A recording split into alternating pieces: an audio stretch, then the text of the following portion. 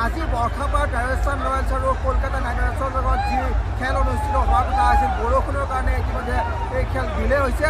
আমি দেখুৱাব বিচাৰিছোঁ এয়া সামগ্ৰিক পৰিৱেশ, এয়া গুৱাহাটীৰ বৰ্ষাপাৰা ষ্টেডিয়ামৰ দৃশ্য।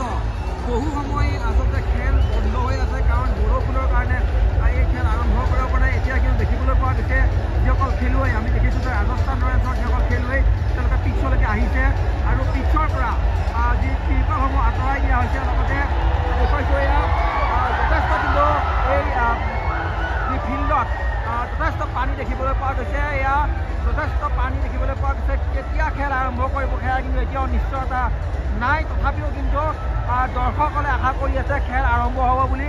পৰিৱেশটো দেখুৱাইছোঁ যিসকল ৰাজস্থান ৰয়েলছৰ আমি খেলুৱৈসকলক দেখিছোঁ, কলকাতা নাইট ৰাইডাৰ্ছৰ খেলুৱৈসকলক দেখিছোঁ তেওঁলোকে পিছলৈকে আহিছে, ফিল্ডলৈকে আহিছে, পৰিৱেশৰ বুজ লৈছে। লগতে এম্পায়াৰ পিছত দায়িত্বত থকা যিসকল লোক তেওঁলোকৰ ফিল্ডলৈকে আহি পৰিৱেশটোৰ বুজ লৈ আছে। বৰ্তমান বৰষুণ কমিছে যদিও কেতিয়া খেল অনুষ্ঠিত কৰিব পৰা যাব সেয়া কিন্তু এতিয়াও নিশ্চিত কৰিব পৰা নাই। এয়া বৰ্ষাপাৰা ষ্টেডিয়ামৰ পৰিৱেশ, যিহেতু বৰ্ষাপাৰাত আজি এক গুৰুত্বপূৰ্ণ খেল অনুষ্ঠিত হোৱাৰ কথা আছিলে। বৰষুণৰ কাৰণে যথেষ্ট বিধি পাথালি দিছে বৰষুণে। এয়া দেখুৱাইছোঁ পিচ ফিল্ডত এতিয়াও কিন্তু এই ধৰণে পানী জমা হৈ আছে। এয়া বৰ্ষাপাৰা ষ্টেডিয়ামৰ দৃশ্য, এয়া ফিল্ডত পানী জমা হৈ আছে আৰু এতিয়াও কিন্তু খেল অনুষ্ঠিত হ'বনে নহ'ব সেয়া কিন্তু নিশ্চয়তা এতিয়াও হোৱা নাই।